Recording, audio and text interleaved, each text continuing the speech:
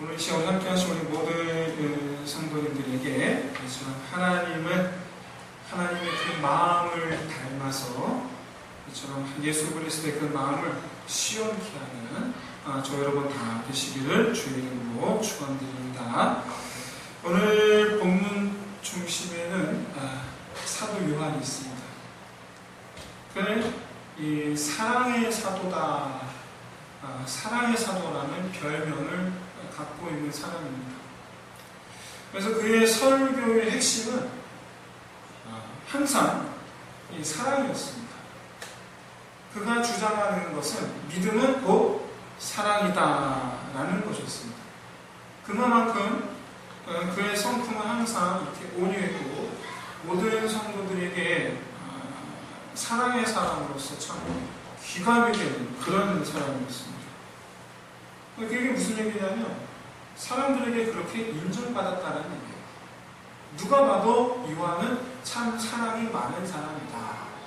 그래서 붙여준 별명이 사랑의 사도예요. 그런데 요한은 이 사람들에게만 인정받은 건 아니었습니다. 요한은 사도들 가운데에서 바울 다음으로 성경을 많이 쓴 사람입니다. 그만큼 성령 하나님께서 그를 택하셔서 그를 사용하셨다라는 얘기예요. 예수님도 어디를 가든지 항상 이 사도 요한을 데리고 다니셨습니다. 어디를 가든지. 예수님 오늘 본문 앞에서 예수님 변화된 모습을 본 3명 중에 한 명입니다. 그만큼 그는 예수님께서 특별하게 이렇게 챙기는 사람, 예수님께서 사랑하는 사람이었습니다. 거기다가 우리 모두가 다 알고 있다시피 계시록을 쓴 사람입니다. 성경의 대미를 장식한 사람이에요. 성경의 대미를 장식한 사람. 성경은 모세가 시작해서 요한이 마무리했어요. 그만큼 기독교 전체 역사에서 이 모세만큼이나 비중 있는 사람이다라는 뜻이자 동시에 예수님께서 귀하게 사용하신 사람이다라는 뜻이에요. 요한계시록은 다른 성경과는 달리 예수님께서 사도 요한에게 나타나셨어요. 사도 요한에게 나타나셔서 받아 쓰라, 받아서 쓰게 하셨어요. 그리고 보여주셨어요. 환상들을 보여주시고 본 것을 쓰라. 그렇게 직접 예수님께서 사도 요한에게 나타나사 보여주시고 들려주신 그것을 쓰게 하셨어요. 게다가 그는 유일하게 순교하지 않았어요. 유일하게. 순교하지 않았을 뿐만 아니라 장수했어요. 오래 살았어요. 100세 가까이 살았어요. 얘는 고대 시대예요. 고대 시대. 고대 사회에서 100세 산다는 건 뭐 거의 기적이에요. 기적이에요. 근데 왜 그렇게 오래 살았는가? 제가 볼 때는 계시록을 쓰게 하시려고 그게 아닌가라는 생각을 좀 그냥 제 나름대로 생각해 봅니다. 어쨌든 요한은 그만큼 특별한 사람이라는 얘기예요. 특별한 사람. 이미 앞서 언급했듯이 사도 요한은 그의 교회에게 전한 이 메시지들 가운데서 가장 핵심을 뽑으라고 하면 바로 사랑인데 요한이 자기 교회들에게 쓴 이 요한 서신, 요한 1서, 요한 2서, 요한 3서를 가만히 보면 요한 1서는 5장까지 있고 2서와 3서는 각 1장씩밖에 없습니다. 그러니까 총 7장까지밖에 없어요. 요한 1, 2, 3서 합쳐봐야 총 7장이에요. 그런데 요한 1서에는 사랑이라는 단어가 53번 기록되어 있습니다. 53번. 그리고 전체 한 장밖에 없는 요한 2서에는 4번, 요한 3서에는 6번. 합쳐서 총 7장 중에 63번 사랑이라는 단어가 기록되어 있어요. 신기록이에요. 서신서들 가운데. 대부분의 서신서는 바울이 썼습니다. 근데 바울 서신서는 보면 한 장에 평균 한 장에 0.3 정도의 빈도예요. 근데 사도 요한은 한 장에 8번. 굉장히 빈도수가 높죠. 굉장히.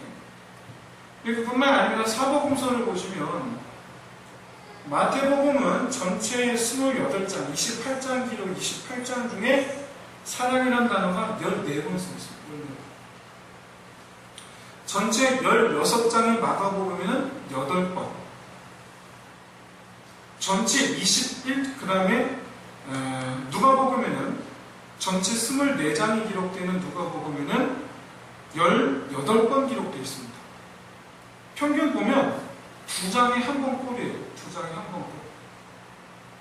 그런데 전체가 21장이 요한복음에는 총 57번 기록되어 있습니다.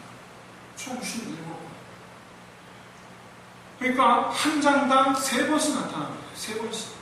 사랑이라는 단어가 압도적이에요. 압도적.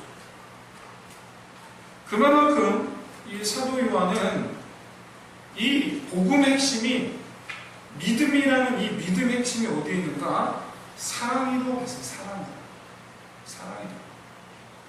그러면 사도 요한은 원래가 그의 본성이 그러면 원래부터 그렇게 정감이 있고 사랑이 많은 인물이었는가? 원래가 그랬는가? 사랑의 사도다라는 그런 별명대로 그는 본성이 참 이렇게 사랑이 많은 사람이었는가? 그거 전혀 그렇지 않다라는 걸 오늘 본문에서 발견할 수가 있어요. 그는 본성이 굉장히 폭급한 사람이었어요.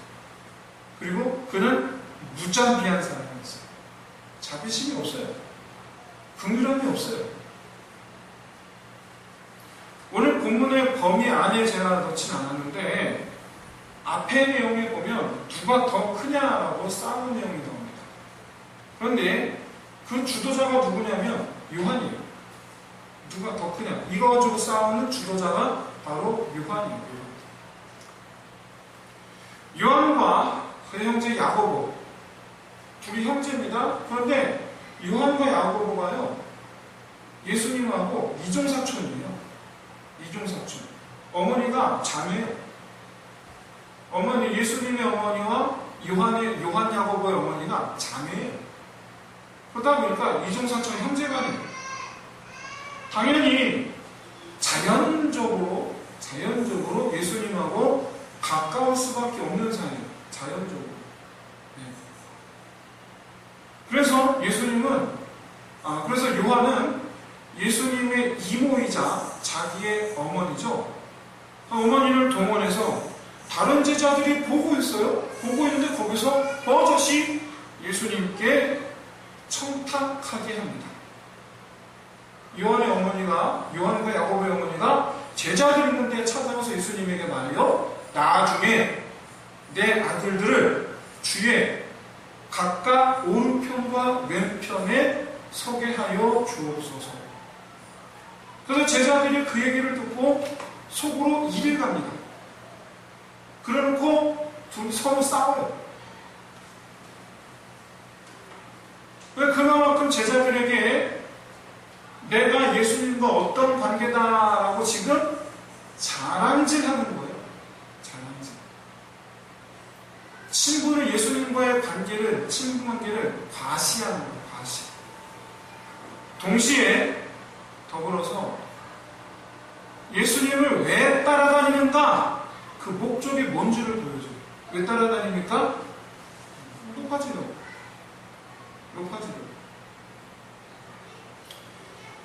요한은요, 다른 사람들 전혀 아랑곳하지 않는, 다른 사람들 눈치 보지 않는 권력 지향적인 사람이었어요. 다른 사람들 어떻게 쳐도 보든지 말든지 권력 지향적인 사람. 그리고 예수님과의 관계를 자랑하는 사람, 즉 특권을 추구하는 사람. 여러분 참 꼴을 겨는 사람이 바로 누구냐면 어디 가서 내가 말이야 누구하고 말이야 제일 꼴을 겨는 사람. 지금 그 사람이 요한이에요. 그 사람이 요한이에요. 이런 이 요한의 이 특권의식이 강하게 나타난 것이, 강하게 드러난 것이 바로 오늘 본문이에요. 오늘 본문이에요. 예수님 제자가 아닌 사람이 예수 이름으로 귀신을 쫓아내고 있어요.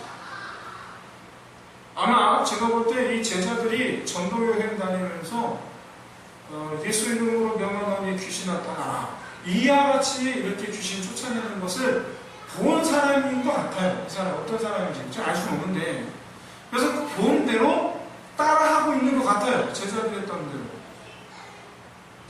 그런데 이 제자들이, 요한을 비롯해서 제자들이 그렇게 따라하는 사람을 봤단 말이에요.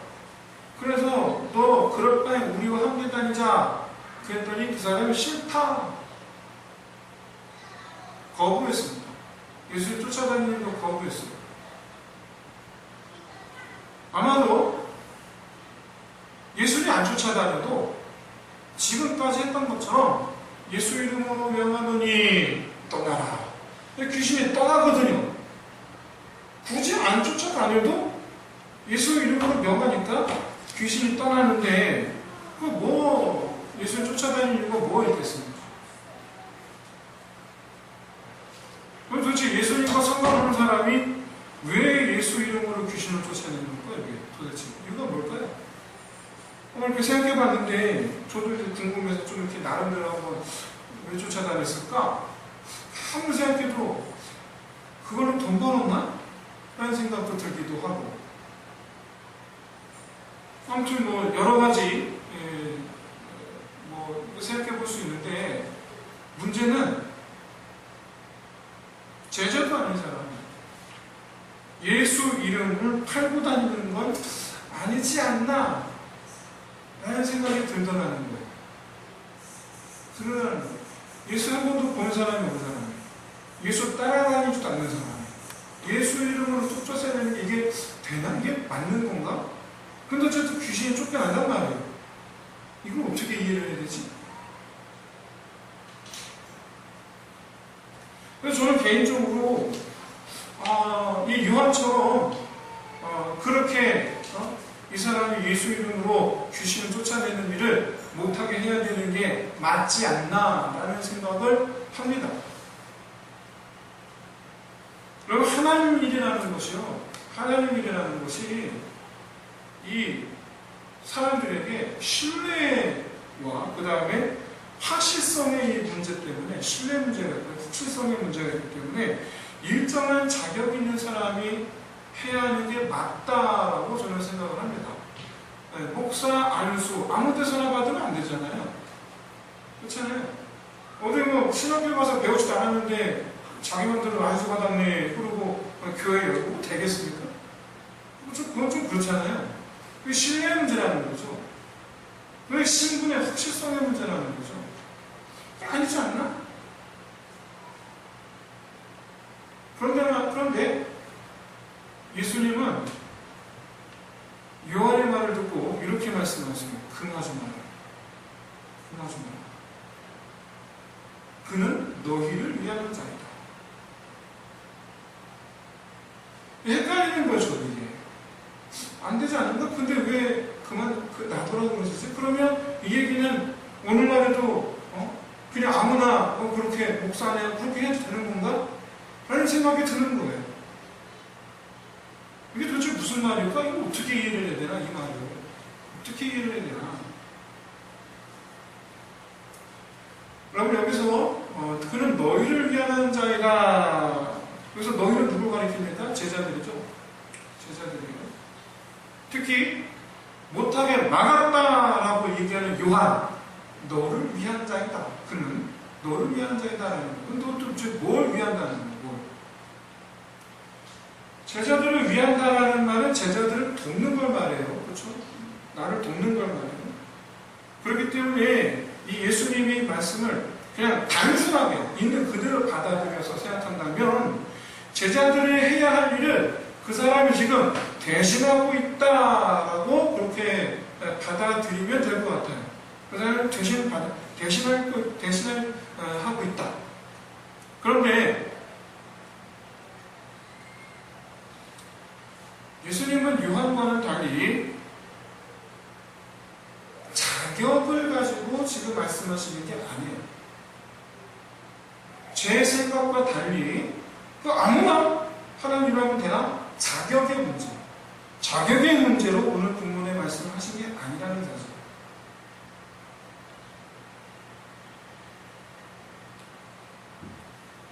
요한은 그 사람이 예수 이름으로 귀신을 쫓아낼 자격이 없는 사람이지 않느냐라고 그렇게 생각했던 반면에 예수님은 예수 이름으로 누구든지 귀신을 쫓아내는 일을 할 수가 있다라고 지금 대답을 하신 것으로 우리는 그렇게 보여요. 지금 그렇게 보여요. 그냥 볼 때는. 근데 정말 그러한가?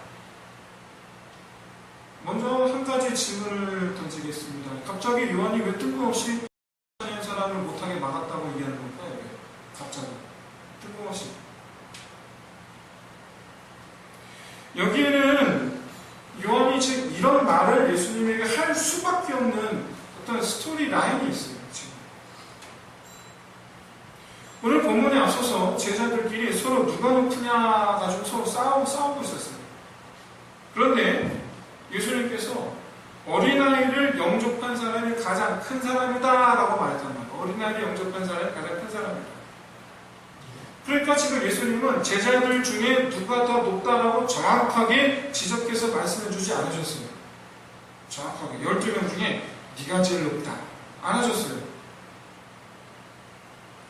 그러면 최소한 자 그래 좋다.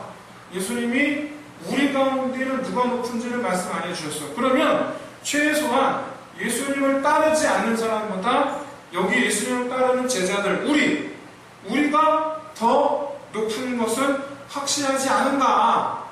그걸 확인해 보기 위해서 지금 요한이 얘기하는 거예요. 귀신 쫓아내는 사람을 예수님 이름으로 기준으로 우리가 못하게 막았는데 왜 못하게 막았냐면 예수님을 따르지 않는다고 해서 못하게 막았다.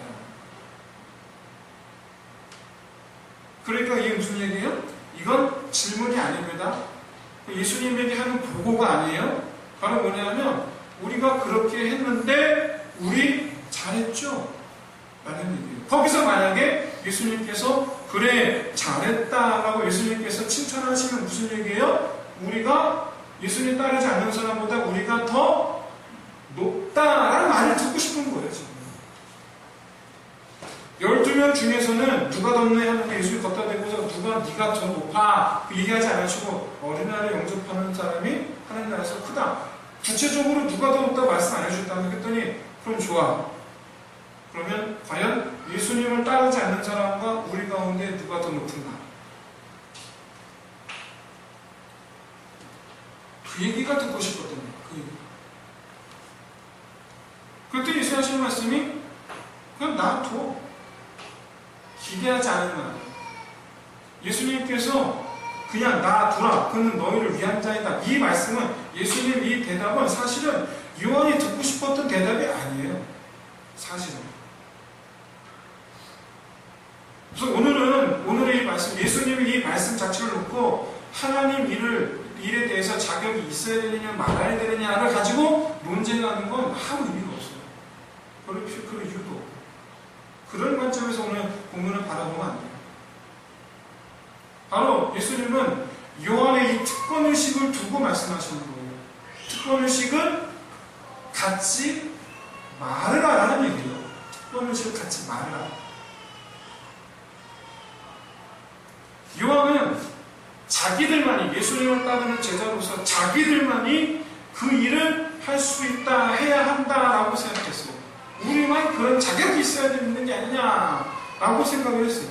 하지만 예수님은 너만 할 수 있다고 생각하지 말라. 너 스스로를 높이지 말라라는. 너 스스로 높이지 말라. 그럼 우리가 이처럼 하나님 앞에서 영적인 은사를 가지고 여러분 자랑하지 마세요. 여러분 자랑할 필요도 없어요.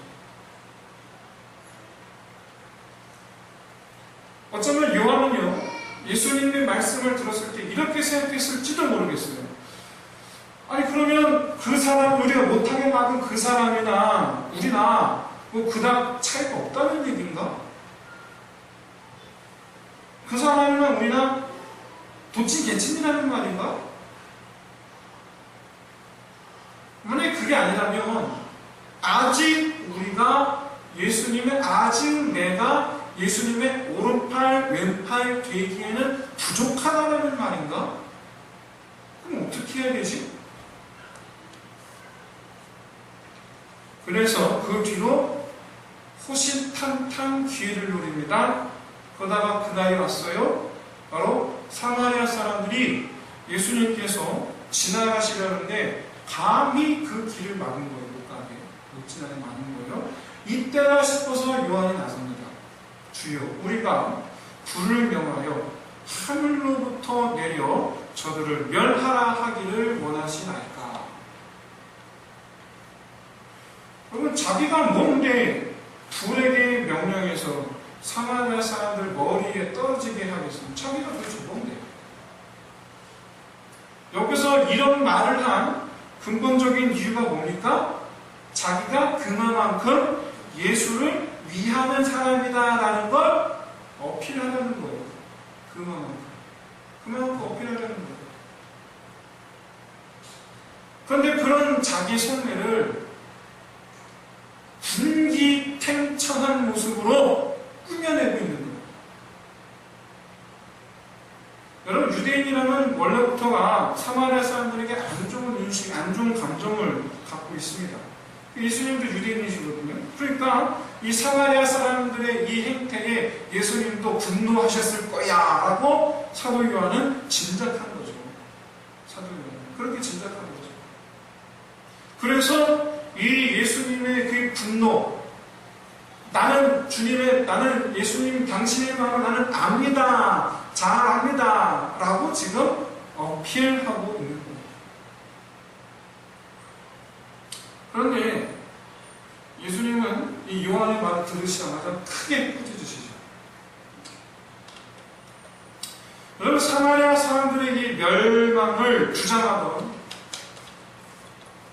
이 요한의 이 얼굴에 이 가득한 분노의 얼굴. 얼굴이 분노가 가득해요. 이 가득한 분노의 얼굴에 그 어디에 예수님의 뜻이 그 얼굴에 어디에 있어요? 그 분노로 가득한 그 얼굴 어디에 예수님의 마음이 있어요? 도대체.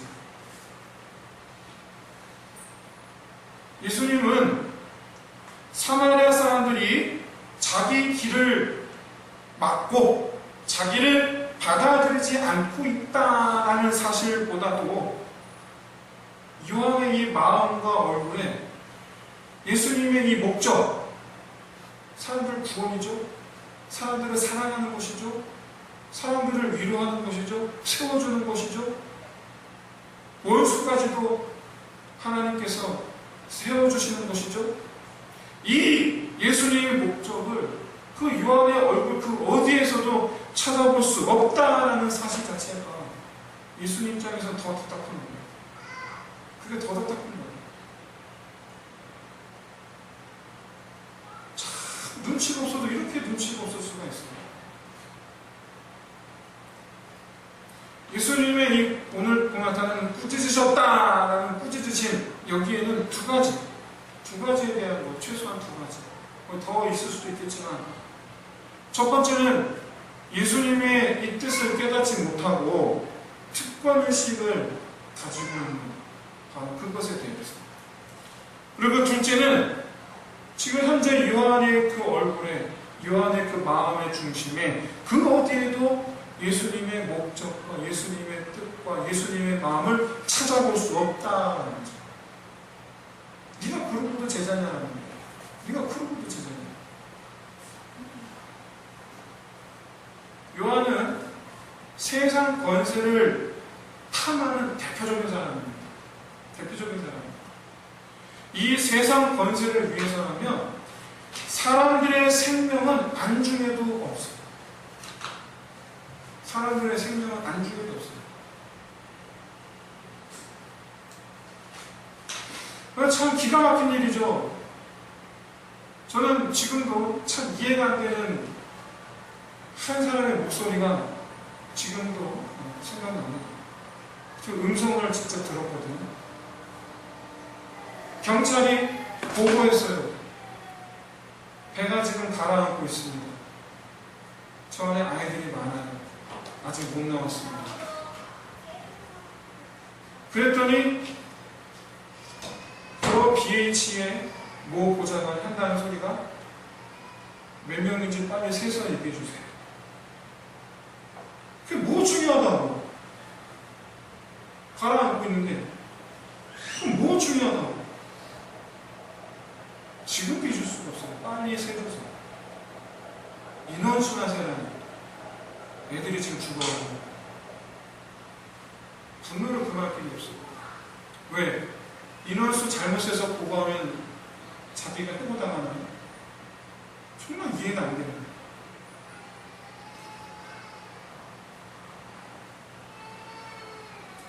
다른 사람이 죽든지 말든지 신경 쓰지 않는 그 사람이 바로 누구냐면 요한이에요. 요한 사도예요.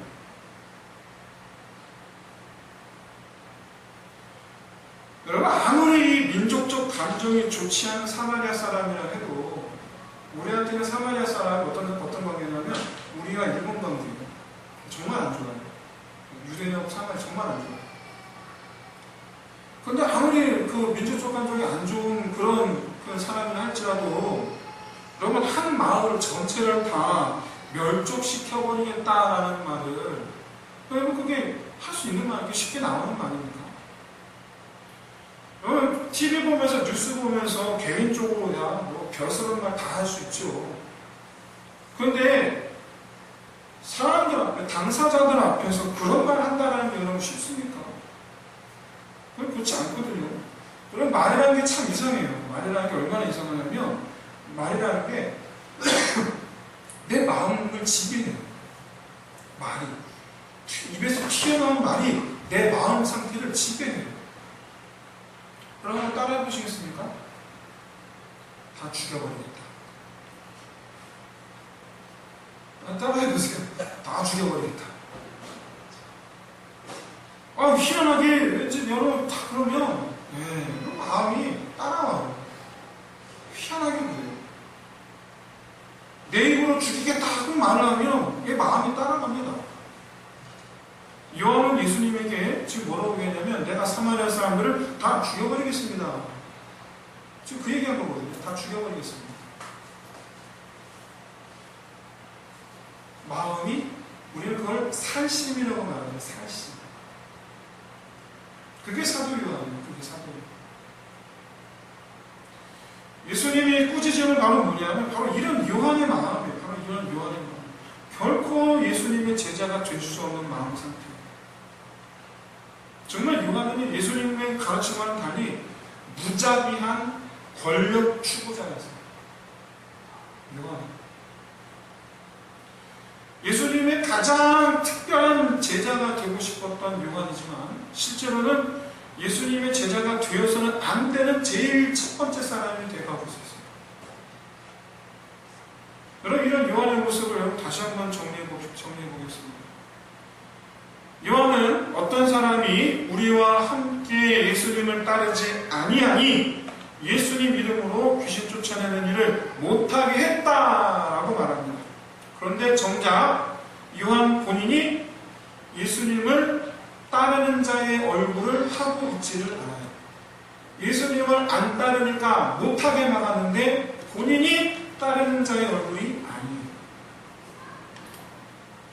요한은 예수님을 맞이하지 아니하고 길을 막는 이 사마리아 사람들은 내가 죽여버리겠다라고 말해요. 길을 막는 사람들을 죽여버리겠다. 하지만 정작 본인은 예수님의 뜻과는 정반대의 길로 가요. 사마리아 사람들이 예수님의 길을 막았다면 요한 본인은 예수님의 길을 정반대로 가게 만듭니다. 그게 요한이에요. 그럼 우리 눈에도 이런 요한이 어리석어 보이지 않습니까? 얼마나 어리석어 보입니까? 예수님 마음도 모르고 얼마나 미련해 보입니까? 왜 이렇게 눈치가 없을까요? 어쩜 그렇게 예수의 의도를 모를 수가 있을까요? 사랑하는 성도 여러분, 이렇게 번지수를 잘못 잡아도 한참 잘못 잡고 있는 이 사도 요한의 모습. 아니 여러분, 우리는 어떻습니까? 우리는 지금 제대로 된 번지수를 잡고 가고 있습니다. 우리는 예전에 10년 전과 비교하면 참 많이 자유로워졌다고 하는데, 참 이렇게 직장 생활, 이 직장 상사 눈치 보는 일이 예전보다는 확실히 많이 좀 편해지고 자유로워진 것 같아요. 예전보다는. 옛날에는 10년 전만 해도 이 직장 상사의 감정, 아침에 출근했을 때 직장 상사의 그 감정이 그날 하루 사무실 분위기를 좌지우지했잖아요. 그래서 여러분, 이 직장인 10개명 중에 이 눈치가 있고 없고가 직장 생활을 잘하고 못하고의 기준이 됐었어요. 눈치가 빠르면 직장 생활 잘하는 거고, 눈치 없으면 직장 생활하기 힘들어져.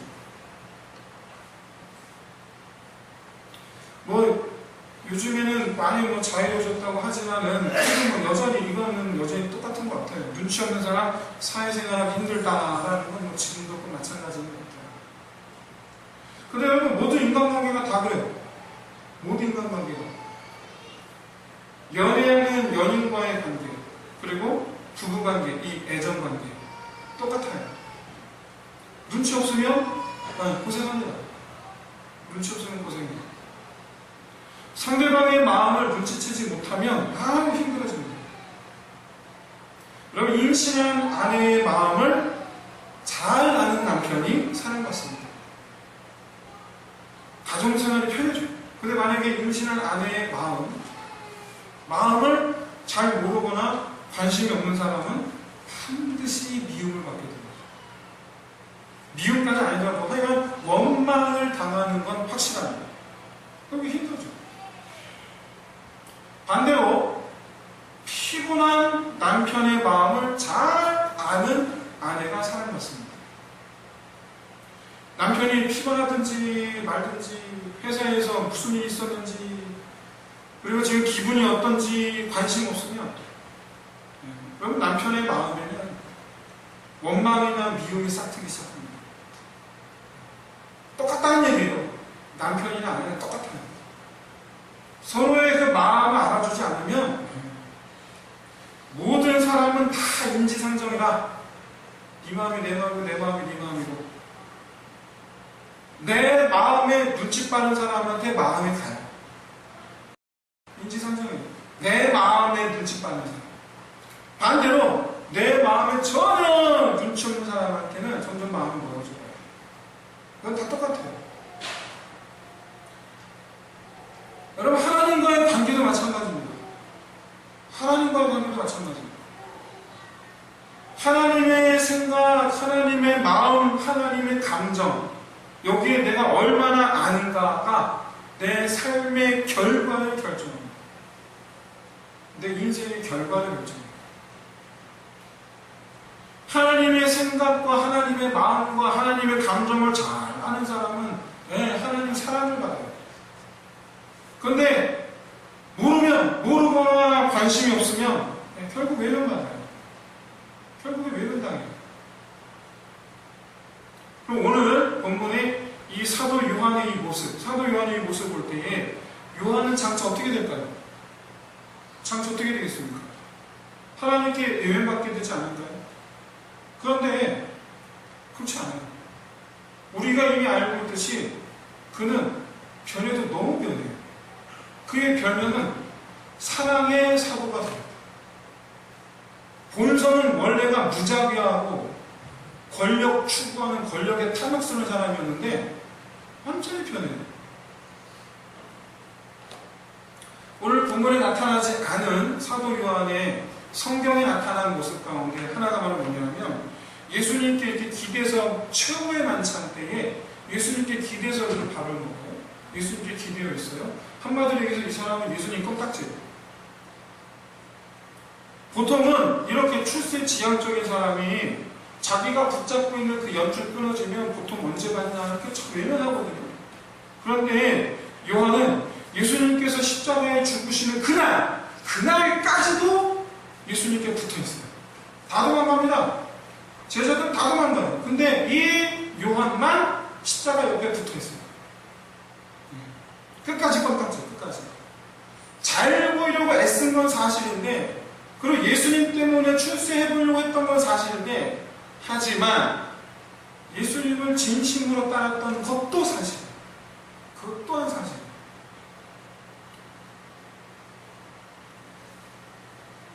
눈치가 없어서 예수님 마음도 알지 못한 채, 깨닫지 못한 채, 그렇게 자기중심적인 사람이요. 바로 그게 좀 문제였을 뿐이지, 그는 사실 예수님에 대한 마음은 진짜였던 거예요. 이런 사람이 생각이 바뀌고 예수님의 마음과 예수님의 생각과 예수님의 뜻을 온전히 따르게 된다면 여러분 가장 예수님께서 바라시는 가장 이상적인 사람이 되는 거예요. 진심으로 하나님을 소망하고, 그런데 그 하나님의 마음을 알아주고, 그래서 그 하나님의 뜻대로 하는 사람. 그래서 예수님은 제자들 중에서도 특별히 요한은 말도 안 듣고 잘 모르지만 끝까지 뒤에서 끝까지 네가 잘하네 내가 잘하네 그러고 있었지만, 그럼에도 불구하고 더 특별히 요한을 가까이 하셨고 요한에게 더 많은 것을 가르치셨고 더 많은 것을 보여주셨던 거예요. 앞으로 요한이 어떻게 될지를, 어떻게 변할지를 알고 계셨기 때문에. 유일하게 십자가 현장에 있었던 사람, 그리고 이틀 만에 내 눈으로 봤는데, 죽으신 걸 내 눈으로 봤는데 이틀 만에 살아나신 예수님을 만난 사람, 그리고 그 예수님에게 40일 동안 왜 사람으로 오셔야 되는지, 그리고 왜 십자가에 죽었어야 했는지, 그리고 왜 지금 너희가 보는 바와 같이 내가 왜 다시 부활해야 되는지, 그리고 40일 뒤에 내가 다시 승천해 내가 다시 왜 돌아가야 되는지, 그리고 한참 지나 내가 왜 다시 돌아와야 되는지에 대해서 쭉 설명하실 때, 그때서야 비로소 사도 요한은 제대로 된 번지수를 쳤습니다. 아, 내가 가야 할 곳은 거기구나. 이게 주님의 뜻이구나. 이게 주님의 목적이구나. 그렇게 해서 그는 완전히 변화돼서 사랑의 사도로 완전히 180도 변화된 삶을 살아가게 됩니다. 근데 본성은 원래 무자비한 사람이었어요. 그런 요한에게 예수님의 성경 만물을 맡기시고 마지막 때에 대한 비밀을 맡기시고, 그래서 에덴 동산에서부터 마지막 날에 이르기까지 이 성경 역사에서 가장 뛰어난 사람 중에 한 사람으로 세워주셨어요. 요한은요, 자기가 처음 추구했던 유다에서 제일 높은 사람이 못 됐어요. 하지만 하나님 나라에서 높은 사람이 됐어요. 사랑하는 성도 여러분 이제 어느 정도 여러분 눈치를 채셨겠지만 예수님은 이 세상 것에 별로 관심이 없으십니다. 예수님은 이 세상 것에 별로 관심이 없으세요. 내가 승진하는 것, 내가 잘 사는 것, 내가 뭐 지금보다 더 큰 집 사는 것, 이런 거에 사실 하나님 별로 관심이 없으세요. 이런 거. 그런 거에 관심 없으시고, 오히려 내가 하나님 나라에 들어가는 것, 내가 예수님의 길을 걸어가는지 안 걸어가는지, 이거에 우리 하나님은 더 관심을 갖고 계세요. 이거에. 여러분, 제대로 된 부모라면 자식에게 입에 맛있는 걸 먹이기보다는 건강에 좋은 걸 먹이려고 합니다. 이게 제대로 된 부모라면 그래요. 사탕 맛있다고 사탕만 주는 부모 어디 있어요? 제정신 아니죠. 초콜릿 준다고 초콜릿만 주는 부모가 어디 있어요? 제정신 아니에요. 애들이 맛있는 걸 찾지 건강에 좋은 거 관심 없습니다. 거꾸로 애들은 그래요. 애들 오히려 부모가 권하는 거, 건강에 좋은 거 부모가 권하는 거 오히려 애들은 싫어합니다. 그러다가 엄마 아빠한테 혼나요. 그러다가 혼나요. 이번에 제 휴가 기간 동안 일주일 내내 우리 조윤이가 장염을 앓았어요.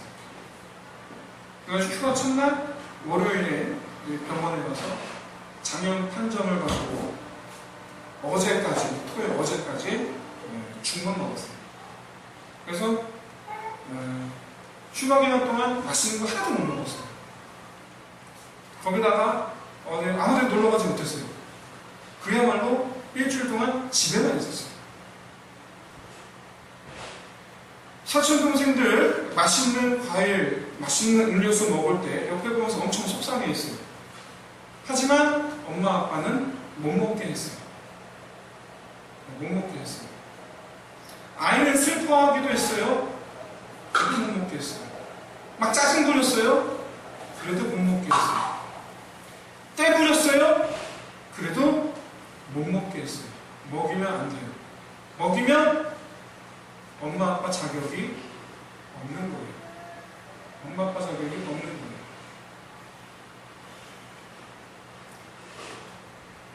만약에 아이가 눈치가 있다면 병이 빨리 낫도록 죽 잘 먹고, 그렇죠? 약도 잘 먹고, 그렇죠? 컨디션 관리도 잘 하고 그래야 되는데, 그랬더라면 좀 더 빨리 나아서 맛있는 거 먹고 가고 싶은 거 가고 먹고 가고 했을 텐데, 하지만 우리 아이는 눈치가 없어서 먹지도 못하고 가지도 못했어요. 근데 이게 우리 모습이에요. 이게 우리 모습이에요. 부모님이 나를 위해 생각하시는 것, 나를 위해 하나님께서 권유하시는 것, 그걸 빨리 캐치해내는 사람이 여러분 편안해집니다. 그걸 빨리 캐치해내는 사람. 제 말씀 마치겠습니다. 오늘 본문 속에 이 사도 요한의 이 어리석음은 어쩌면 우리의 모습일지도 몰라요. 그러나 나중 사도 요한의 모습 또한 우리의 모습일 수 있어요. 그 계기가 어떻게 되는가? 바로 우리가 하나님의 마음을 아는 곳에 있어요. 하나님의 마음을 알아채는 데 있어요. 요한이 눈치 없이 하나님 예수님 마음을 알지도 못할 때, 알지도 못한 채 그렇게 나섰을 때에는 전혀 예수님 제자답지 않고 선하기보다 악한 자의 모습이었어요. 하지만 예수님의 마음과 뜻을 알고 나서부터는 예수님께서 기뻐하실 일에 앞장서는 사람이 돼요. 우리 그걸 일컬어서 철들었다라고 말해요. 철들었다. 철없는 아들은요, 부모님을 힘들게 합니다. 철없는 아들은 부모님의 마음을 전혀 아랑곳하지를 않아요. 전혀 아랑곳하지 않아요. 자기 감정에 앞서요. 한마디로 얘기해서 눈치가 없어요. 하나님 보시기에 얼마나 답답할까? 하나님 보시기에 얼마나 답답할까? 하지만 철든 아들은요, 부모님 마음을 항상 신경을 써요. 부모님께서 어떻게 생각하실까 더 신경 써요. 부모님 보시기에 얼마나 예쁩니까? 이런 사람. 부모님 보시기에 얼마나 예쁩니까? 이 시간 우리 함께 하신 우리 모든 성도님들께서는 자기 생각, 자기 마음, 자기 감정보다 하나님의 뜻과 마음을 먼저 생각해서 좀 더 이 신앙의 더 높은 지경으로 나아가게 되시기를 주의 이름으로 축원드립니다.